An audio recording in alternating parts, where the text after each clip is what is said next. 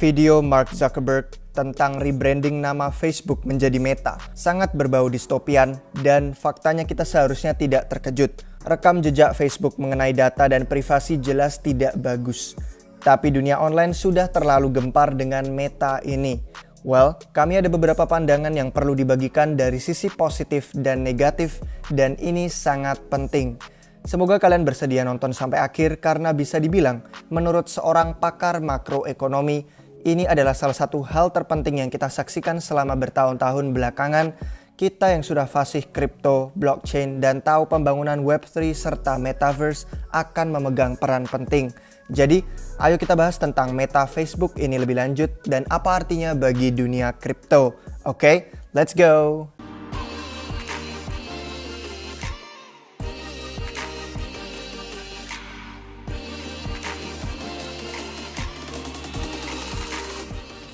Hai guys, selamat datang kembali di Republik Rupiah. Jika kalian baru di sini dan belum tahu, kami bukan penasihat keuangan. Kami adalah peneliti dan investor yang punya passion akan finance dan kripto. Informasi yang kami bagikan bukan nasihat keuangan, melainkan sekadar informasi edukasi. Jadi saat acara Connect 2021, Mark Zuckerberg memperkenalkan Meta yang menyatukan aplikasi dan teknologi mereka di bawah satu merek perusahaan baru. Fokus Meta adalah menghidupkan Metaverse dan membantu orang terhubung, menemukan komunitas, dan mengembangkan bisnis. Metaverse akan terasa seperti campuran dari pengalaman sosial online saat ini, kadang diperluas menjadi 3 dimensi atau diproyeksikan ke dunia fisik. Ini akan memberikan kita pengalaman mendalam dengan orang lain, bahkan waktu kita tidak bisa bersama mereka, dan bisa melakukan hal-hal bersama orang yang tidak dapat dilakukan secara dunia fisik.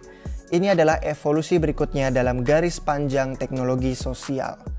Di konferensi Connect tahunan ini, mereka mengeksplorasi pengalaman di Metaverse selama dekade berikutnya, mulai dari koneksi sosial, hingga hiburan, game, kebugaran, pekerjaan, pendidikan, dan perdagangan. Mereka juga mengumumkan alat baru untuk membantu orang membangun Metaverse ini, termasuk Presence Platform, beserta suntikan dana investasi $150 juta dalam pembelajaran imersif untuk melatih generasi kreator yang berikutnya.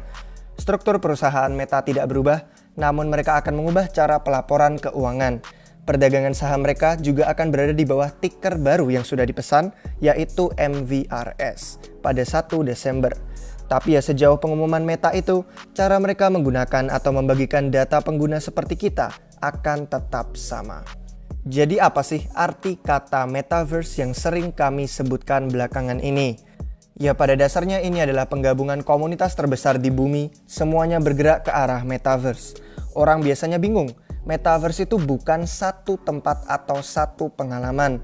Ini adalah tentang mulusnya aliran dunia kita, perpaduan antara dunia fisik dan dunia digital, yang beragam dan unik bagi semua orang. Metaverse itu bukan hanya satu pengalaman seperti di film Ready Player One, tapi Metaverse adalah dunia yang dapat beroperasi satu sama lain atau bahasa Inggrisnya interoperable. Kalian atau kami mungkin nggak bisa percaya Meta karena rekam jejak Facebook yang memang parah. Tapi di dunia Metaverse yang baru ini kita bisa membawa barang-barang kita dan kita bisa pergi ke sebuah masyarakat digital yang memperlakukan kita lebih baik seperti yang kita inginkan. Samalah kayak internet sekarang, kita bisa memilih bergabung ke komunitas mana, tapi dengan Web3 dan Metaverse, kita dapat mempertahankan semua nilai pribadi. Mungkin akan ada oligopoli pada pengalaman Metaverse terbesar, seperti yang ada di game dan media sosial sekarang. Tapi kan kita bebas untuk bergerak. Beberapa dari masyarakat tersebut akan memeras terlalu banyak penjualan data privat dan membatasi hak kebebasan, tapi kan kita juga bebas bisa pindah ke Metaverse yang lainnya. Apple sedang membangun AR dengan kecepatan yang menakjubkan dan akan bertindak sebagai perantara antara Metaverse secara fisik dan virtual penuh. Kalian mungkin juga tidak percaya Apple, tapi ya itu tidak apa-apa. Metaverse bukan merupakan satu dunia tunggal.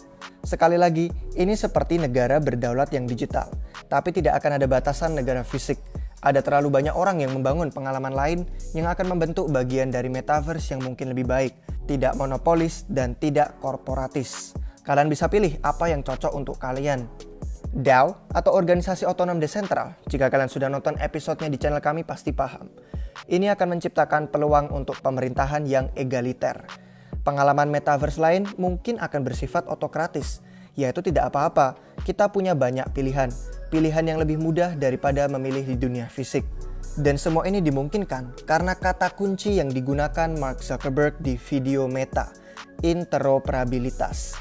Barang fisik dan partisipasi kita dalam masyarakat digital akan menjadi kripto, NFT, dan token sosial. Semuanya akan berjalan di blockchain. Tapi jangan salah paham, Meta Facebook ini adalah cara untuk membawa miliaran orang ke dunia teknologi ledger terdistribusi ini. Kita mungkin tidak suka model mereka, kita mungkin tidak memihak model mereka yang merampas privasi. Tapi saat ini terlalu awal untuk kita bicarakan. Gimana pun juga, inilah yang dinamakan adopsi. Seperti inilah faktanya kalau tentang adopsi. Mungkin bukan melalui cara yang kita idamkan atau inginkan, tapi memang seperti itu kenyataannya. Meta punya uang dan sumber daya besar. Sekali lagi, kita masih punya pilihan untuk berpartisipasi atau tidak. Beda dengan dunia fisik, pendapat kalian tentang Meta hanyalah soal di mana kalian bergaul. Orang lain akan memilih untuk pakai Meta dan yaitu pilihan mereka. Kalian mungkin tidak suka faktanya, ya memang sulit. Orang yang belum paham kripto dan blockchain sudah kenal Facebook, jadi mereka tidak skeptis sama Meta. Kita yang ada di sini lebih paham masa depan yang baik itu seperti apa. Kalian punya pilihan untuk membangun atau berpartisipasi dalam serangkaian pengalaman metaverse yang berbeda. Misalnya mungkin Epic Games, itu cocok buat kalian, atau mungkin tempat lainnya lebih cocok. Ada beberapa proyek hebat di kripto yang membangun metaverse yang kami bisa bagikan ke kalian, seperti ada The Sandbox. Ada Decentraland, ada Crypto Voxels, atau ada Wilder World. Atau apapun selera kalian yang lain masih ada banyak. Tapi intinya semua ini tidak bisa ada tanpa kripto dan blockchain. Tanpa itu, metaverse hanya suatu permainan tertutup. Kalau masih ada orang yang berpikir kripto tidak punya nilai, mereka salah. Kripto adalah keseluruhan blok pembangun masyarakat yang baru ini. Kalau kalian pikir NFT tidak punya nilai, kalian salah. Kalau kalian pikir token sosial tidak punya nilai, kalian juga salah. Mereka semua ini adalah uang untuk masyarakat virtual ini. Jangan terlalu sinis dan sadari bahwa hari ini dunia itu bergeser pada porosnya. Metaverse adalah lapisan yang benar-benar baru dan punya kemungkinan tidak terbatas. Metaverse manapun lah yang kalian pilih. Tidak ada hanya satu metaverse. Sama seperti tidak ada hanya satu komunitas, satu masyarakat, atau satu negara. Ada banyak. Ini adalah suatu hal yang benar-benar eksponensial. Ini adalah masa depan segalanya, tapi kalian bisa memilih masa depan dan komunitas yang paling selaras dengan kalian. Ini adalah gebrakan revolusi pengubah dunia. Jangan terlalu sinis dan tidak percaya dengan perkembangan teknologi. Sadari dan lihat perubahannya. Lalu apa peran kita dalam pembangunan metaverse? Sangat mudah bagi kita untuk komplain tentang dunia sekarang yang selalu kita bayangkan tuh bisa jadi lebih baik. Tapi nggak pernah kita ambil tindakan. Bicara teori itu gampang. Tapi kalau kita nggak menginjakkan kaki dan kita tidak mengambil peran dalam permainan desentralisasi ini, ya sama aja seperti kita hanya pakai kata desentral itu cuma untuk marketing aja. Antoine de Saint-Exupéry sempat berkata, kalau ingin membangun kapal, jangan paksa orang untuk mengumpulkan kayu, membagi tugas, dan memberi perintah. Sebaliknya, ajari mereka untuk merindukan laut yang sangat luas dan bebas dan tidak berujung. Pandangan beberapa orang mungkin merasa metaverse itu awalnya akan jadi sangat terpusat. Karena memang faktanya raksasa teknologi punya banyak uang, orang berbakat, jangkauan luas, dan menariknya mereka juga didukung penuh oleh negara bagian dan bangsa-bangsa untuk memaksa lebih banyak kontrol daripada mengurangi kontrol. Mereka memang faktanya punya uang dan kuasa. Kita komunitas kripto dan blockchain yang desentral itu punya otak dan komunitas. Dan mungkin ini aja udah cukup bagi kita. Karya yang sedang kita kerjakan untuk membangun prinsip Web3 yang berfokus pada pengguna, fokus pada desentralisasi, dan fokus pada kedaulatan dan kebebasan akan menjadi penentu bedanya metaverse yang terbuka dan metaverse yang tertutup. Ini yang ingin kami sampaikan. Intinya adalah kita seharusnya jangan hanya nunggu dan nonton masa depan metaverse terbuka. Sudah dikerjakan sejak lama oleh komunitas kripto. Mark Zuckerberg itu bukan pencetusnya. dan terserah kepada kita apa kita mau berpartisipasi dan menciptakan dunia yang lebih positif. Misalnya aja kalau metanya Facebook itu menang, yang terjadi malah kita terjebak dalam dunia metaverse tertutup, seperti di film Ready Player One, di mana cuma dikontrol oleh hanya satu atau segelintir perusahaan terpusat. Kripto adalah fondasi dasar bagi sistem finansial dunia yang berdaulat sendiri, suatu ekonomi kreator yang terbuka, dan perlambang kepemilikan digital secara universal melalui NFT. Metaverse sudah dan akan datang. Trennya menjadi tanda arah tujuan dunia kita selanjutnya. Ada opsi bagi kita untuk eksis hampir secara eksklusif di dunia online dan berpartisipasi dalam sebuah ekonomi virtual dengan dampak sosial nyata. Jaringan yang desentral menyediakan sejumlah kepastian yang unik dan tidak tertandingi. Daripada kita harus percaya pada institusi tunggal yang terpusat dan membatasi kebebasan kita. NFT akan memungkinkan standar yang universal atas kepemilikan aset bagi hal-hal apapun yang ada di dunia, mulai dari yang digital seperti aset game, karya seni, atau bahkan dunia fisik seperti properti dan banyak lagi. Kesuksesan awal metaverse ini akan mendorong FOMO dari orang-orang yang panik memahami teknologi baru karena awalnya mereka skeptis jadi ketinggalan zaman. Jaringan desentral yang sudah besar di kripto, beserta sifatnya yang terbuka dan tanpa izin, akan mendorong inovasi luar biasa pesat selama tiap kreator saling bahu-membahu membangun. Jadi kalau kalian sudah mindset investasinya jangka panjang, kalian sudah berinvestasi awal, memegang sebagian besar aset dari dunia yang baru ini, kita yang percaya akan menghasilkan keuntungan finansial hebat.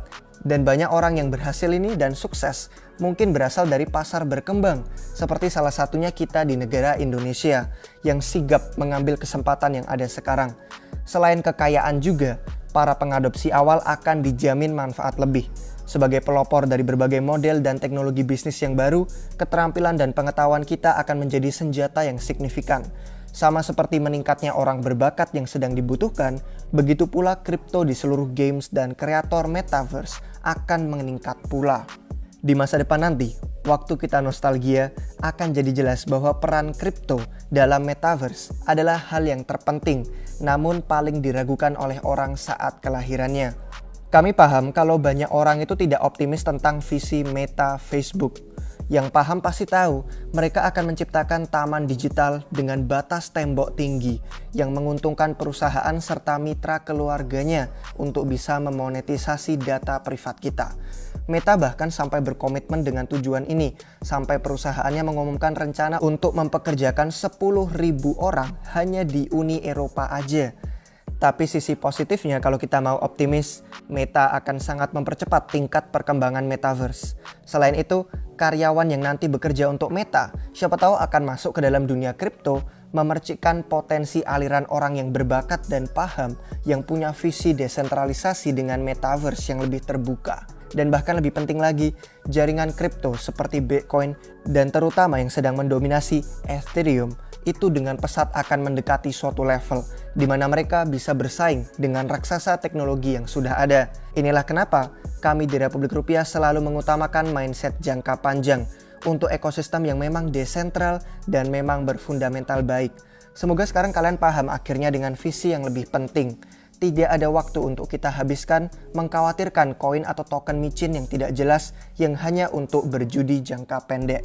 Jadi sekian guys, kiranya video yang bisa kami bagikan hari ini tentang Meta Facebook, pandangan kami tentang masa depan Metaverse, dan semoga dengan ini kalian paham kenapa proyek yang sedang kami kerjakan di balik layar seperti Meta Fuel dan Chainlords itu sangat penting untuk kita. Kalau kalian bingung aksi dan tindakan apa yang bisa kalian ambil sekarang untuk mulai berperan dalam pembangunan Metaverse, bergabunglah bersama kami di Meta Fuel dan bergabunglah bersama kami di Chainlords. Semua linknya akan kami sediakan di deskripsi dan mari kita bersama-sama membantu masyarakat dan komunitas Indonesia untuk paham bahwa ini adalah revolusi penting. Saatnya kita untuk bangkit membangun masa depan dunia yang lebih baik untuk anak kita, cucu kita, dan generasi yang selanjutnya juga. Terima kasih sudah menonton sampai akhir dan terima kasih untuk dukungan setia kalian dari awal sejak RR lahir. Sampai jumpa kalian semua lagi di waktu yang berikutnya. Cheers!